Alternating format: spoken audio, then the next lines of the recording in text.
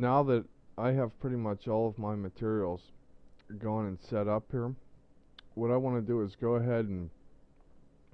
set our render settings so that we can go ahead and render, and then I'll let it render for a little bit, and then I'll actually come back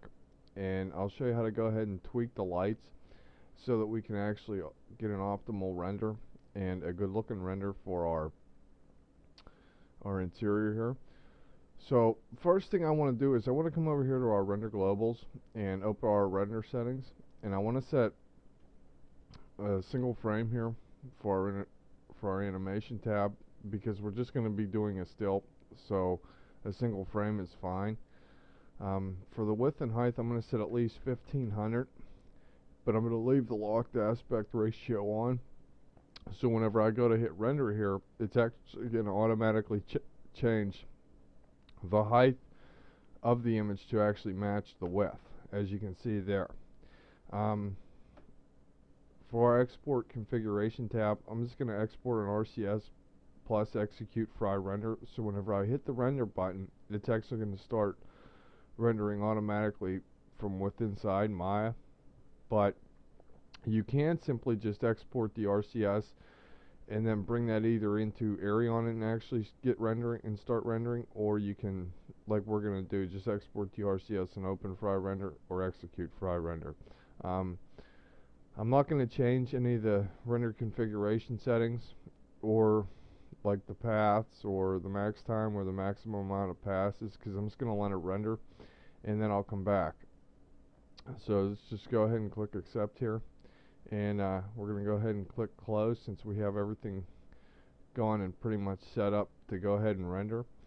And so now I'm just going to bring up the render window here and go ahead and click render, and this is, once I hit render, it's going to take all of our polygonal meshes and export them over to Fryrender and actually get started.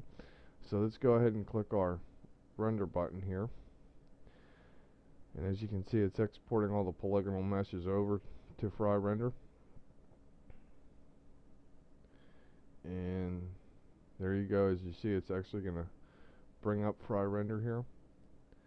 and it's actually starting to render. So now I'm just going to go ahead and move some of this stuff out of the way so that we can actually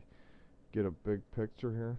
And I'm going to turn my operator to our linear tone mapping and turn our ISO up to say like 900. Go down here to our lens control tab and turn off our vignetting. Make sure that our bloom is off, our glare is off. Go ahead and move this over, and as you can see, all of our light mixers are on here. So I'm just going to move this down a little bit, and as you can see, it's going to take a little bit to actually process an image into here, but as you can see, it's gone and showed up. So I'm just going to go ahead and bring this image into here by clicking this little arrow. Now